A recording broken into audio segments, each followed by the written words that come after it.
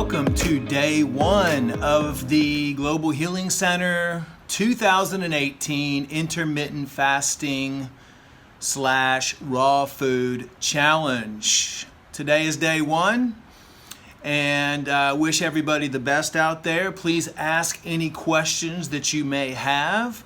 We will be kicking off today with lots of smiles and a good positive attitude, because we know that the body's self-healing mechanism and you are going to be feeling really, really good after the 14 days has ended. Now, the intermittent fast is obviously, that I already posted in Facebook, from 11 a.m., doesn't matter where you are, what time zone you're in, 11 a.m. to 7 p.m. are the hours where you can eat. During those eating hours, you can eat only raw food. Any kind of fruits that you want. You can do fruit smoothies with water. You can do fresh green juices. You can eat salads, nuts and seeds if they're raw, preferably sprouted. I'm excited about doing this as well. I just finished an 18-day water fast, as you guys know, on the YouTube channel. So I wanted to make this intermittent fasting raw food challenge fairly easy. I know some people out there are saying this is going to be super hard, but really, hopefully, good health.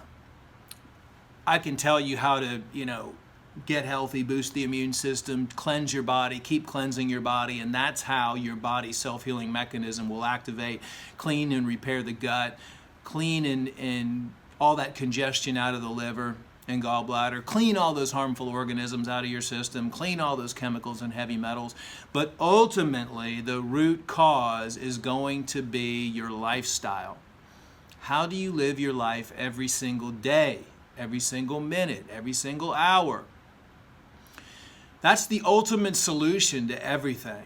Stress, anxiety, depression, every meal that you eat, how often you eat. And I know it seems hard for people to make a transition in their life and how clean and non-toxic their home and their living environment is at their office and at their home. You just have to pay attention to where you are and try to do baby steps. Try to, next time you go to the store, buy organic, or maybe even start your own garden outside of your house. But one of the purposes, ultimately, I want to help you out and go through these things, because the more that we do these cleansing and the more that you do intermittent fasting and the more that you eat raw, good, healthy, organic foods, the more good stem cell production you're going to have, and the more healing you're going to have inside your body, and the more energy you're going to have inside your body. Dead food equals death. Live food equals being alive. Especially, I talk to people all the time that are in their 30s, that are in their 40s, that are in their 50s, that are on multiple medications. They're exhausted all day long. I mean, why would someone want to live their life like that? I mean, it just doesn't make sense. Don't you want to feel like you did when you were 15 again? I mean, when's the last time you actually looked in the mirror and said, I love myself. I am super confident right now. I am super happy in my life right now. Unfortunately, that doesn't happen too often, at least, from the people that I talk to and from the, just a general survey. I mean, you can look at how many people are actually sick and on medications out there. 9 out of 10 over the age of 40, pretty much. That means our healthcare system is a disaster. So anyway, back to the positive. These 14 days are going to be kind of like a training for your body too. It's going to be a cleanse. Hopefully, I'm going to get at least one liver cleanse done during this 14-day process, one intestinal cleanse done during this 14-day process, and hopefully you guys can do or complete a cleanse as well. You're going to be drinking water. The liquids that are allowed are water, of course purified water, Kombucha. I mentioned kombucha, but that is the kombucha with no sugar added, okay? So if you go to the grocery store, they do have some with stevia. That would be okay. Herbal teas. But just try to drink as much water as you possibly can. And then foods are going to be anything raw, like I said. So I know there'll be a lot of questions, and it really won't be nearly as, not even a fraction as hard as if we were to do full-blown water-only fasting for 14 days. At least this way you get to actually eat. And don't pig out either during the 11 to 7 time frame. Remember, you're doing this for your body. You're doing this for your health. Now, there's one other thing I wanted to cover because I know a question came up. Can I have diet drinks while I'm doing the intermittent raw food challenge? Diet drinks, I firmly believe that my aunt, when she got brain cancer, died because she was a tab drinker and she drank artificial, colas with diet drinks, basically. Sometimes up to 12 a day for 20 years, and she ended up dying of a brain tumor. I pulled up my research document on aspartame. Now, I'm not going to read through this whole thing because I have research documents on pretty much every chemical. And I think maybe if you guys are interested, if you want me to start doing this, I can go through, and I update these all the time, by the way. I can go through these research documents and basically just do a small webinar or a series on each one of them. But for today, to answer that question, no, please get artificial diet drinks, or for that matter, any type of sugar-free foods that you're going to find at the grocery store or anything like that, out of your house, out of your diet. For example, aspartame is a non-saccharin artificial sweetener currently used in over 6,000 diet and low-calorie food products, and that number is probably even up to 8,000 now. I think the last time I updated this was probably a year ago. Aspartame gained FDA approval while it was owned by Donald Rumsfeld. Wow, interesting. Who was at the time the CEO of the pharmaceutical company G.D. Searle and Company. Rumsfeld earned millions of dollars by marketing the product as NutraSweet. And when medical research into the product confirmed the risk of brain tumors, Rumsfeld simply hired another FDA board member to overturn the ban that the current board had inflicted, which they were going to ban aspartame. I mean, this is crazy. When you look into who's involved in the approval of these chemicals and these drugs and these food products that literally kill you over a long period of time, you're going to see the same people, the same pharmaceutical, the same heads in the food industry that are the same heads in the government industries. Everybody works together. Monsanto, if you look at all of the people that have been in charge of agriculture and the USDA and all that stuff, you're going to see the same people from Monsanto. It's sickening. We need to break that whole conspiracy model up, which we are. I mean, everybody is just refusing to buy all of these toxic chemicals and food products, which is great. It's we the people that end up winning these challenges that we're facing today.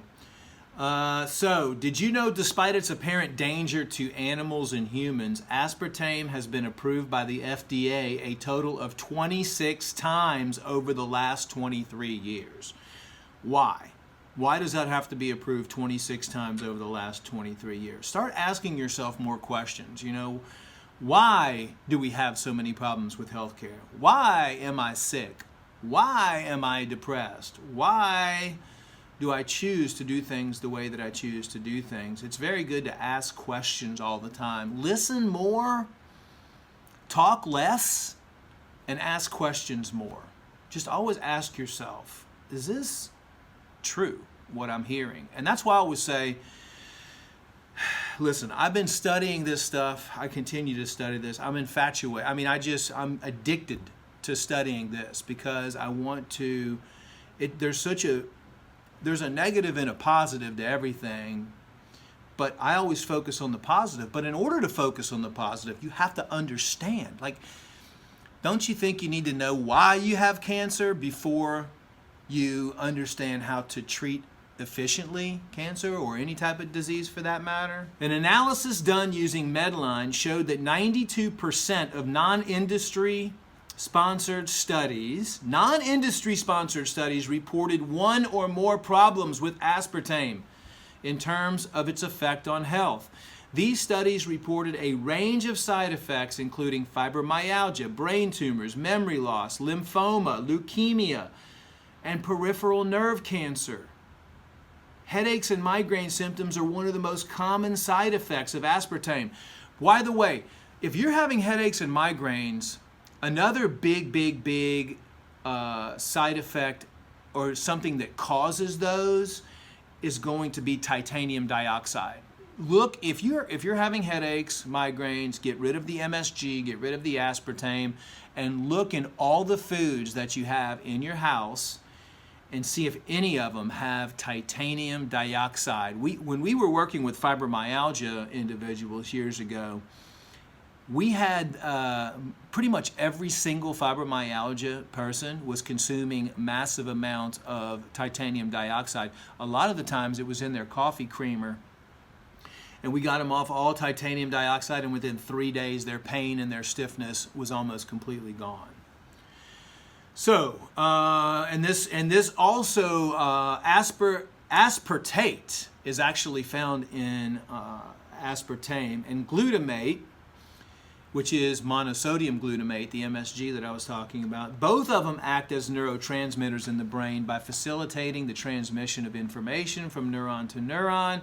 Too much aspartate or glutamate in the brain kills certain neurons by allowing the influx of too much calcium into the cells. This influx triggers excessive amounts of free radicals which kill the cells. These are excitotoxins. Ingredients like aspartate and MSG excite or stimulate the neural cells to death. So basically it's like speed for your neuron cells in your brain. They go so fast that they just die. They can't even handle it. That's an excitotoxin. And there are many excitotoxins that are being put in the food supply today, like artificial colors as well.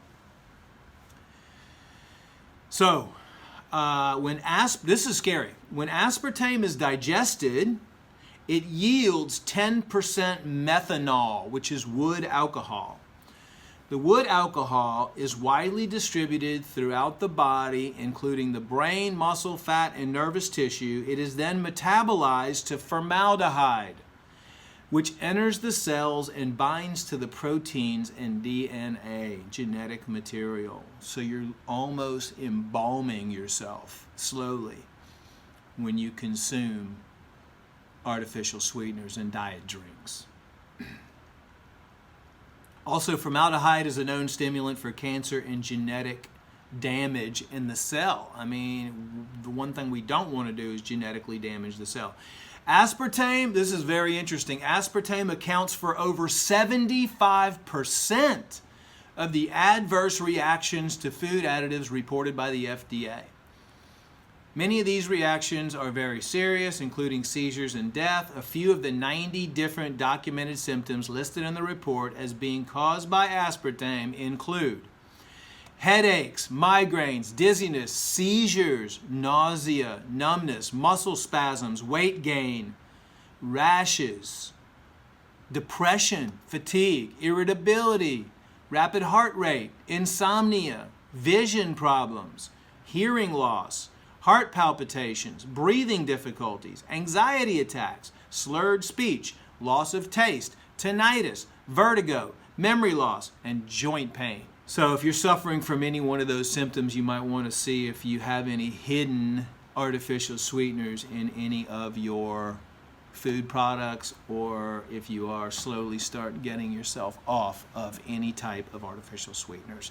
And that's my report for today. Maybe I'll do another report. Today's day one. I wish everybody the best. You can do this. Stay positive. It's going to be great for your body. 14 days. Intermittent fasting, raw food challenge. Till next time, live healthy.